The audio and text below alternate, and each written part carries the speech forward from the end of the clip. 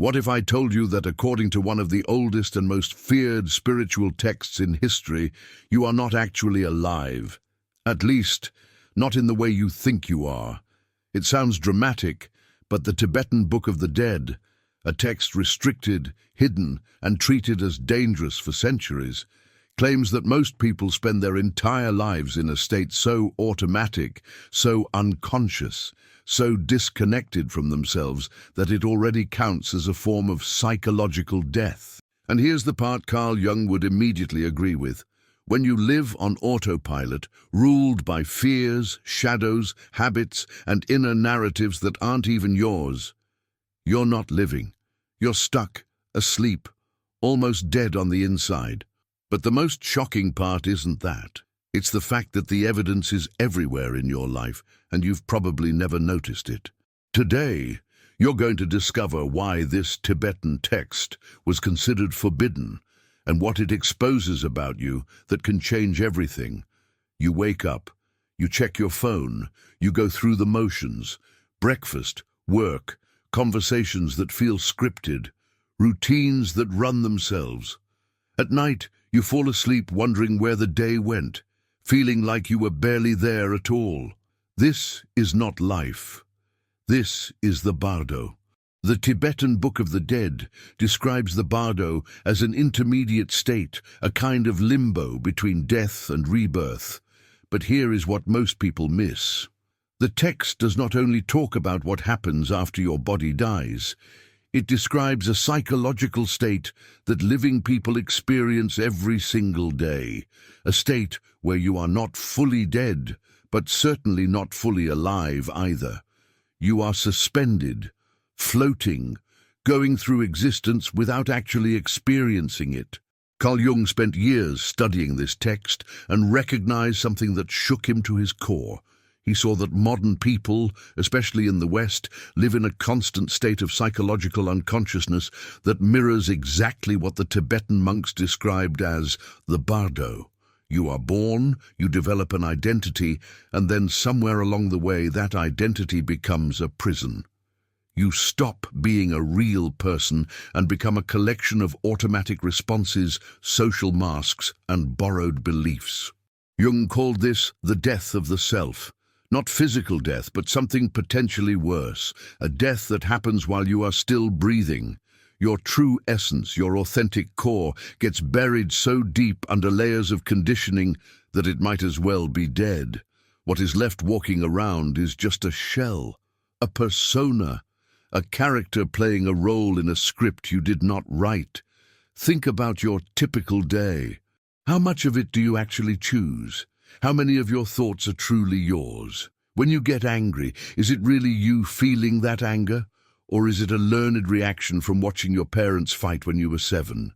When you feel anxious about money, is that your authentic concern? Or is it your culture's voice speaking through you? When you say you want something, do you genuinely want it?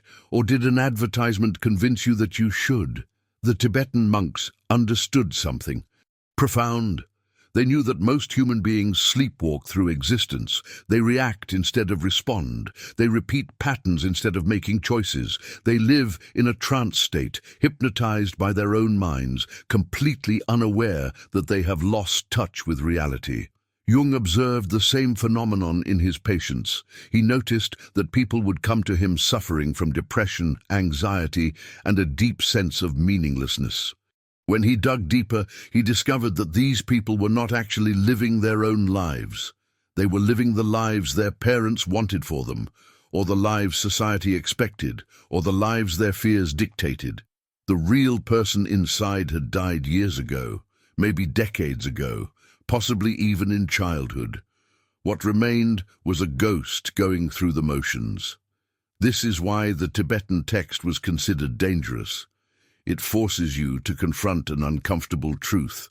You might think you are alive, but are you really? Or are you just a programmed machine responding to stimuli, reacting to triggers, following patterns that were installed in you before you even knew what was happening?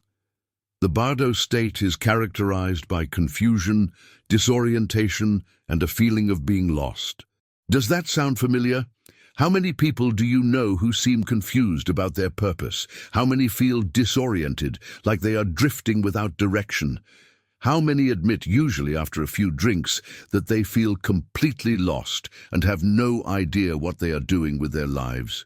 Jung believed that the mass of humanity exists in this twilight state, not quite dead, not quite alive, caught in between. The Tibetan monks had a word for this, bardo. Jung had a word for it too. Unconsciousness, same concept, different language. Here is what makes this even more disturbing. When you are in the bardo, you do not realize it. The person sleepwalking through life thinks they are awake. The person living on autopilot believes they are making conscious decisions. The person who died psychologically 20 years ago still thinks they are alive. This is the cruelest part. You can be dead inside and have no idea. The Tibetan Book of the Dead explains that beings in the bardo encounter various visions, deities, and experiences, but they fail to recognize them as projections of their own mind. Jung found the exact same pattern in his work. People encounter their own shadows, their own repressed aspects, their own rejected parts, but they do not recognize them. Instead, they project them outward onto other people, onto society, onto the world. You are angry at your boss, but really you are angry at yourself for not having the courage to quit. You are frustrated with your partner, but really you are frustrated with your own inability to communicate. You are terrified of failure, but really you are terrified of discovering that you have been failing at being yourself for your entire life. This is the bardo. This is the in-between state. And according to both the Tibetan masters and Carl Jung, this is where most people spend their entire existence, neither fully dead nor fully alive, just drifting in a fog of unconsciousness, believing they are living when really they are just surviving. The next question becomes obvious. If you are in the bardo without knowing it, how would you ever recognize the signs? That feeling you get when you look at old photographs and barely recognize the person staring back at you is not nostalgia. It is evidence. Evidence that the person you were is not the person you are now, and more disturbing, evidence that the person you are now might not even be a person at all. Just a construction. A mask that hardened into a face. Carl Jung had a name for this mask. He called it the persona. It is the social face you show to the world, the acceptable version of yourself that gets you through interactions without too much friction. Everyone has one. You need one to function in society. But here is where the problem starts. For most people, the persona eventually takes over completely. The mask becomes the face. The role becomes the identity, and the real person underneath gets forgotten, buried, erased. Jung warned about this constantly throughout his work. He explained that when you identify completely with your persona, you lose touch with your authentic self. You become a hollow performance, an actor who forgot they were acting and started believing the character was real. This is psychological death. You're walking around, talking, working, eating, sleeping, but the real you died somewhere along the way. What is left is just a socially acceptable zombie going through programmed behaviors. The Tibetan Book of the Dead describes something eerily similar.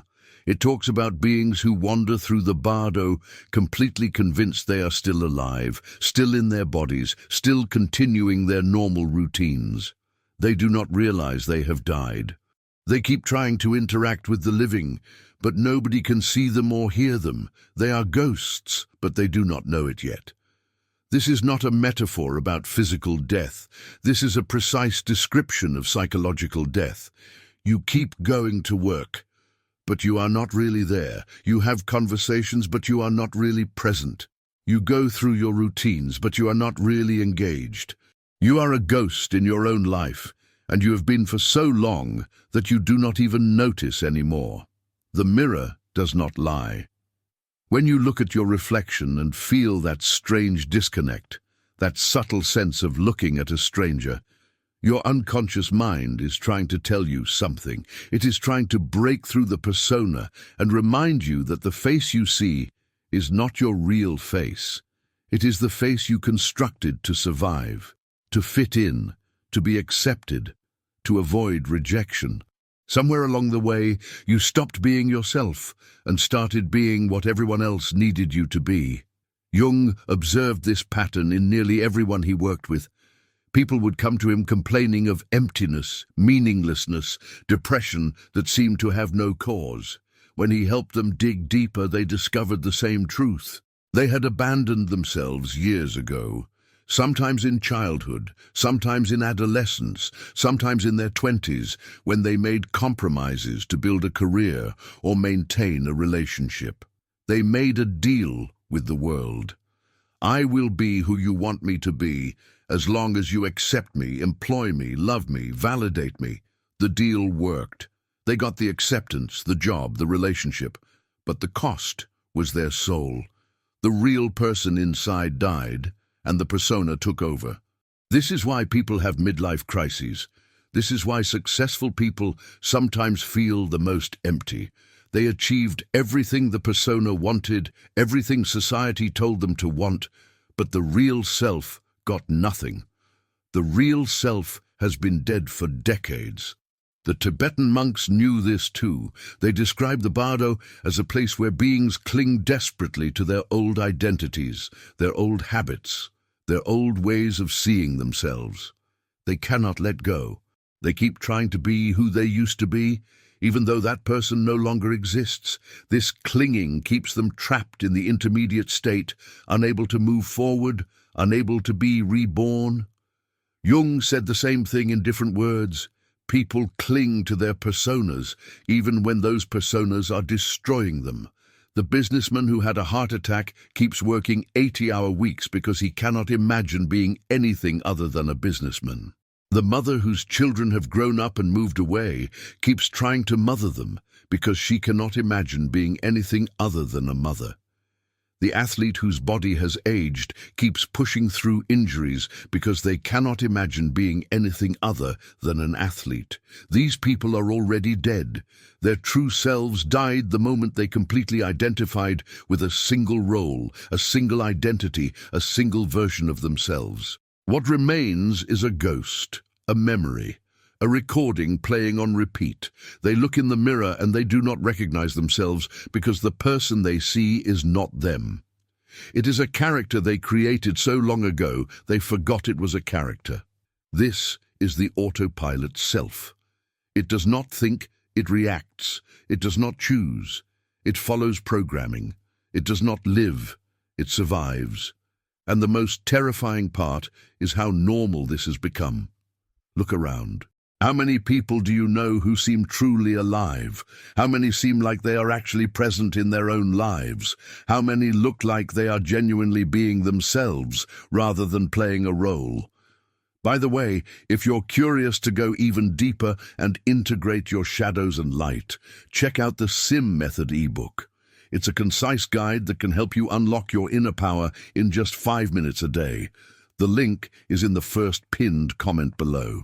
Jung believed this was the central tragedy of modern life. People die psychologically long before they die physically. They stop growing, stop evolving, stop becoming. They freeze into a fixed identity and spend the rest of their existence defending that identity, protecting it, maintaining it, even though it is slowly suffocating them. The Tibetan Book of the Dead offers a map out of this state, but only if you can first recognize that you are in it.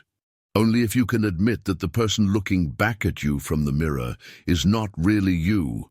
Only if you can acknowledge that you have been running on autopilot for so long that you forgot what it feels like to actually steer your own life.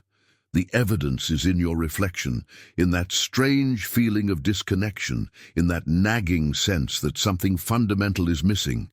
You are not looking at yourself. You are looking at what is left after yourself died. And now the question becomes even more urgent. If the person you think you are is just a mask, then what happened to your real memories? Your memories are lying to you, not in small ways, not in minor details, but fundamentally. The life you remember living might not be the life you actually lived. This is not about forgetting where you put your keys or mixing up dates. This is about something far more disturbing. The story you tell yourself about who you are, where you came from, and what shaped you is largely fiction, a narrative constructed by your unconscious mind to make sense of a life that never quite made sense in the first place. Carl Jung discovered this through decades of working with patients. He noticed that people would tell him their life stories with absolute certainty, completely convinced of the facts, only to later realize that their memories had been edited, rewritten, or entirely fabricated by their own minds. Not deliberately, not consciously, but automatically, as a psychological survival mechanism. The Tibetan Book of the Dead describes how beings in the bardo experience vivid visions and memories that feel completely real, but are actually projections from their own minds. They see their past lives, their relationships, their accomplishments and failures. They believe these visions are objective reality, but they are actually subjective constructions. Mental movies created by consciousness trying to make sense of itself. Jung called this the shadow. Not just the dark parts of yourself you refuse to acknowledge, but everything you have repressed, denied, and pushed out of awareness. Your shadow contains not just your flaws and weaknesses, but also your authentic memories, your real experiences, your genuine feelings about what actually happened to you.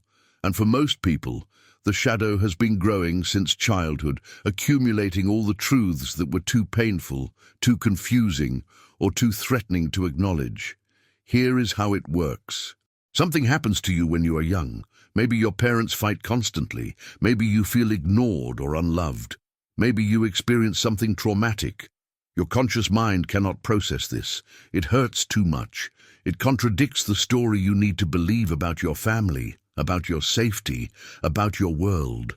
So your unconscious mind intervenes. It rewrites the memory. It softens the edges. It changes the narrative into something more bearable. Your father was not angry and violent. He was strict but fair.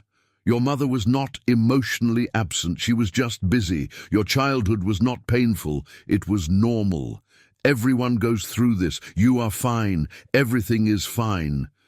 The real memory gets pushed into the shadow, and a more acceptable version takes its place in your conscious awareness.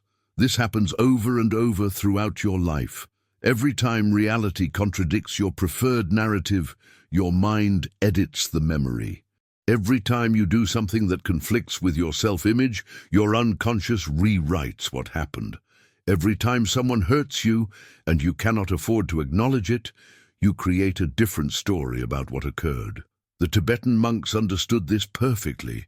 They knew that beings in the bardo are surrounded by projections from their own consciousness, but they mistake these projections for external reality.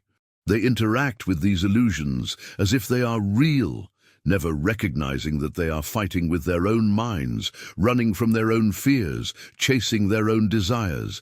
Jung saw his patients doing exactly this. They would blame their problems on other people, on circumstances, on bad luck. They would insist that their memories were accurate, that they knew themselves well, that they understood their own motivations. But through careful analysis, Jung would help them see that they had been lying to themselves for years, maybe for their entire lives. You remember your first love as this beautiful romance that tragically ended, but if you look closely, really closely, you might see that it was actually an unhealthy obsession based on your unresolved need for validation. You remember your childhood as happy and carefree, but if you examine your actual feelings, you might discover years of loneliness and confusion that you never processed. You remember making brave choices and taking risks, but if you trace your actual behavior, you might find that you have been playing it safe and avoiding challenges for decades. This is why people feel disconnected from their own pasts. This is why old photographs feel like pictures of strangers. This is why you can look at your life history and feel like you are reading about someone else, because in a very real sense, you are. The person who lived those experiences is not the same person telling the story about them now. The story has been edited, revised, and rewritten so many times that it barely resembles what actually happened. Jung believed that this process of self-deception is one of the main causes of psychological suffering. You cannot heal from experiences you have rewritten. You cannot grow beyond patterns you refuse to see. You cannot become whole when half of your memories are fiction. The shadow keeps growing, accumulating all the denied truths, all the rejected experiences, all the authentic feelings you could not afford to have. The Tibetan text warns about this trap. It explains that beings in the bardo become increasingly lost in their own mental projections, drifting further and further from reality until they can no longer distinguish between what is real and what is imagined. This is not about life after death. This is about life right now. How many of your beliefs about yourself are actually true? How many of your memories are accurate? How much of your identity is based on things that never really happened the way you remember them? Most people never question this. They accept their memories as fact, their self-image as truth, their life story as accurate history. But Jung insisted that real psychological work requires brutal honesty about how much you have been lying to yourself.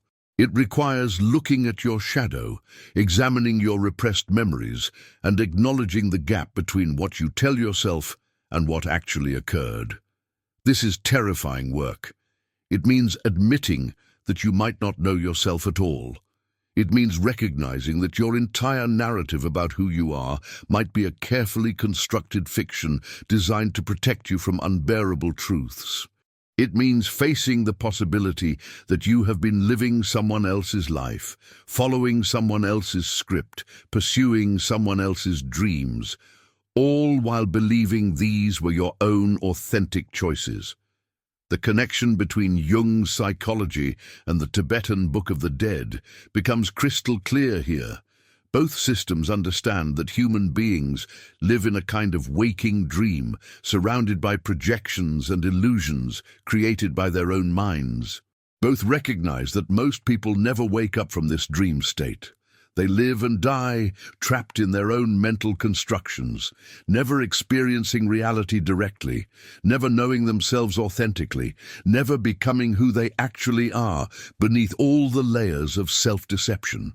Your memories are not a reliable record of what happened. They are a constantly revised narrative designed to maintain your current identity.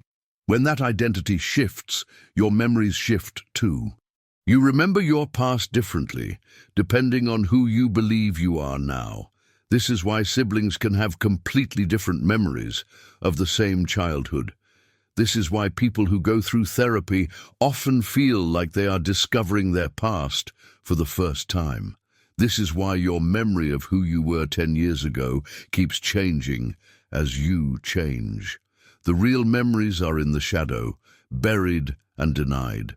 The real experiences are hidden behind acceptable stories. The real you is somewhere underneath all the fictional narratives you have constructed, and until you are willing to look at what you have been hiding from yourself, you remain trapped in the bardo, wandering through projections, believing illusions, living a life that is not really yours. But memories are not the only place where evidence of your psychological death appears. Your body has been trying to tell you the truth all along. Your body is smarter than your mind. While your thoughts can lie, rationalize, and create elaborate fictions, your body keeps an honest record. It remembers everything, every trauma you tried to forget, every emotion you swallowed, every truth you refused to speak, and it has been sending you signals for years, maybe decades, trying to tell you that something fundamental is wrong, that you are not actually living, that you died psychologically a long time ago and left your body behind to carry the weight of that death. Carl Jung was one of the first Western psychologists to take seriously the connection between psychological states and physical symptoms. He noticed that his patients often developed mysterious physical problems that had no clear medical cause: chronic pain, unexplained fatigue, digestive issues, tension, insomnia, headaches. When doctors could find nothing wrong, Jung would explore the psychological dimension and almost always discover unprocessed trauma, repressed emotions, or denied aspects of the self manifesting as physical symptoms. The Tibetan Book of the Dead describes how beings in the bardo can feel physical sensations even though they no longer have physical bodies. They experience pain, hunger, cold, and exhaustion. These sensations are not real in a physical sense, but they are absolutely real in terms of experience. The text explains that these phantom sensations come from the mind, from attachment to the body, from unresolved karma that continues to create suffering even after death. Jung would say the same thing differently. Your body holds the truth that your mind refuses to acknowledge. When you live in a state of psychological death, disconnected from your authentic self, split between your persona and your shadow, your body absorbs the stress of that fundamental disconnection. It tries to alert you through symptoms, through discomfort, through breakdown. But most people ignore these signals or try to suppress them with medication, distraction, or willpower. Think about tension. Not ordinary muscle soreness from exercise, but chronic tension that lives in your shoulders, your jaw, your back. That tension is not random. It represents psychological holding. You are bracing yourself against your own life. You are carrying weight that is not actually physical. You are defending against threats that exist only in your mind. Your body is literally holding together a false self that requires constant muscular effort to maintain. Jung observed that people who live entirely through their persona, completely disconnected from their authentic nature, often develop rigid body postures. Their movements become mechanical. Their expressions become fixed. They hold themselves in ways that communicate control, defense, and containment. The body becomes a prison for the dead self, a rigid structure maintaining an identity that requires constant effort to sustain. The Tibetan monks knew this too. They understood that psychological states manifest physically. They developed elaborate systems of body-based practices, breathing techniques, and physical disciplines specifically designed to help practitioners reconnect with their authentic nature. They knew that you cannot think your way out of the bardo. You have to feel your way out. You have to listen to what your body has been trying to tell you. Consider fatigue. Not the kind that comes from physical exertion, but the deep exhaustion that no amount of sleep seems to cure. Jung would ask what you are tired of, not physically, but psychologically. What are you tired of maintaining? What are you tired of pretending? What are you tired of defending? For most people, the answer is the same. They are tired of being someone they are not. They are exhausted from decades of performing a role, maintaining a mask, living a lie. That exhaustion is not laziness or weakness. It is your body telling you that psychological death is draining your life force. Pain follows similar patterns. Chronic pain that moves around your body, that doctors cannot explain, that does not respond to treatment. Jung would explore what that pain might be expressing. What are you refusing to feel emotionally? What truth are you not willing to face? What part of yourself are you rejecting so completely that it has to speak through physical suffering? The Tibetan Book of the Dead explains that beings in the bardo experience intense suffering because they cling to what no longer exists. They try to hold on to their old identity, their old body, their old life. This clinging creates agony. Jung described the same process. People cling desperately to their persona, to their false identity, even when maintaining that false self causes immense suffering. They would rather endure chronic pain than face the truth about who they really are. Your digestive system tells another story. Problems with eating, digestion, elimination. These are not just physical malfunctions. Jung understood that digestion is a metaphor for psychological processing. What can you not stomach in your life? What can you not digest emotionally? What are you unable to eliminate or let go of? When you live in psychological death, disconnected from authentic feeling, your body often expresses the problem through digestive symptoms. Sleep disturbances reveal even more. Insomnia, nightmares, sleep that does not refresh. The Tibetan text describes the bardo as a dreamlike state where rest is impossible. Jung would say that when you live split between your conscious persona and your unconscious shadow, when your waking life is based on denial and repression, your sleep becomes disturbed because your unconscious mind is trying desperately to process what your conscious mind refuses to acknowledge. Breathing patterns matter too. Shallow breathing, holding your breath, chronic hyperventilation. These patterns indicate that you are not fully inhabiting your body. You are literally not allowing life force to move through you completely. Jung noted that people in states of psychological death often breathe in restricted ways, as if they are trying not to feel, not to exist too fully, not to take up too much space. Your face tells the truth.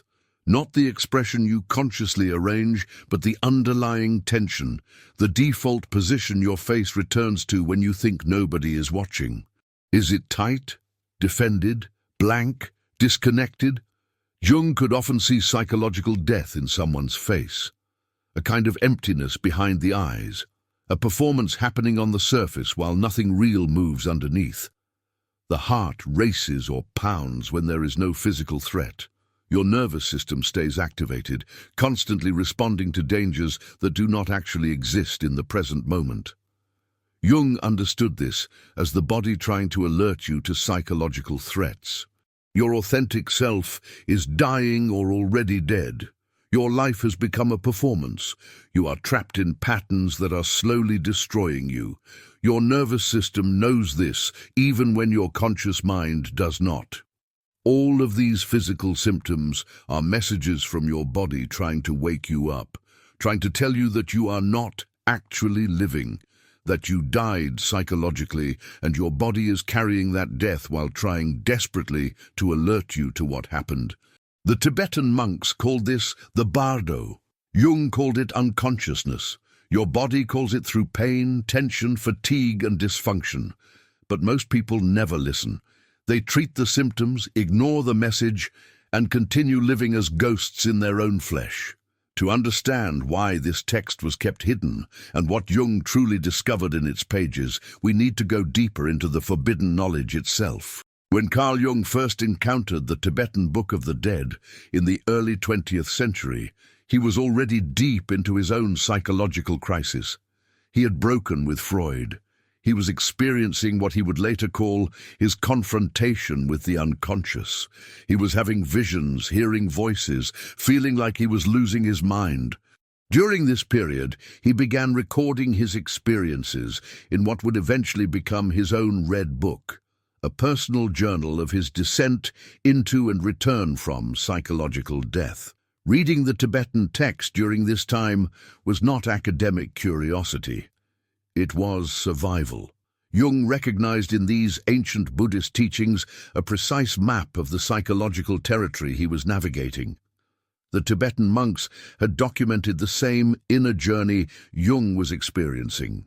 They had named the stages, identified the dangers, and outlined the practices needed to move through this death and rebirth of the psyche. Jung's insight was revolutionary. He realized that the Tibetan Book of the Dead was not primarily about physical death. It was a psychological manual describing the stages of ego death and the possibility of rebirth into a more authentic state of being. The bardo was not just the intermediate state between one life and another. It was the state most people live in constantly, trapped between a false self that has died and a true self that has not yet been born. The parallel Jung discovered was exact. When the ego dies, Whether through meditation, crisis, trauma, or deliberate psychological work, consciousness expands into territories that are usually inaccessible. You encounter aspects of yourself that you never knew existed. The Tibetan monks had known this for centuries.